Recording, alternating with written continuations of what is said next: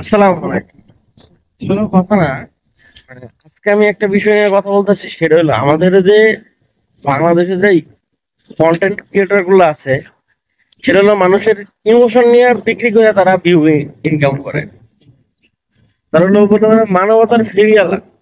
মানবতার ফেরিয়ালা মানে ঘাটে পুরো কয়েকজনের পাওয়া গেছে, আর বাদ বাকি মুখে কুলুপ বাইন্ধে তারা বসেছিল।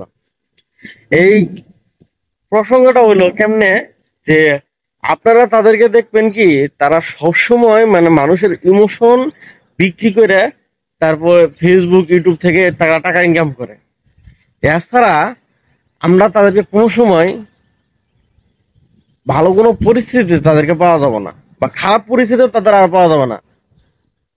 তারা এখন এমন হয়েছে যে আর এস ফাহিমগণ, তহিদ আফ্রিদিগণ, তারা কোনো কিছু হলে ফেসবুকের মাধ্যমে পোস্ট করে ওই পর্যন্ত সমাধান।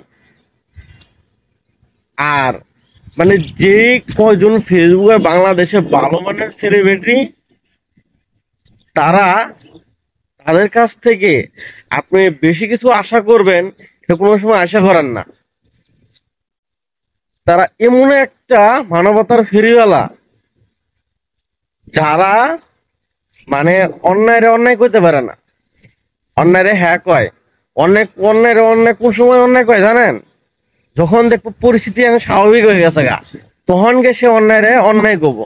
এছাড়া অন্যায় সেটা সেটা ঠিক আছে, ওই 7 দিনের ভিতরে তাদের আর কোনো খোঁজ খবর পাওয়া যাবে না। ফেসবুকে পোস্টের মধ্যে একটা জানাই দিব, হ্যাঁ এটা অন্যায় হয়েছে।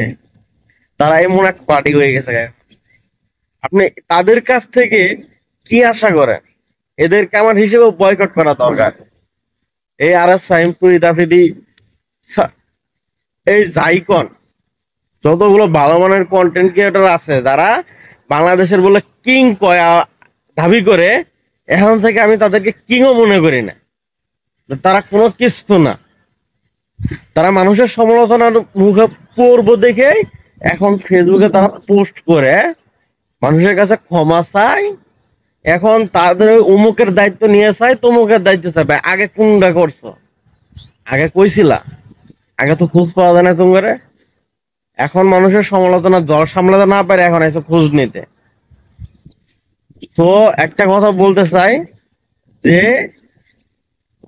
তারা আপনার ওই মানবতার আর ফেরিয়ালা না। তারা আপনাদের এখন থেকে ভিউ ব্যবসায় ভিউ ইনকাম করার জন্য তাদের আপনার ইমোশনাল নিয়ে খেলে, এটুকুই।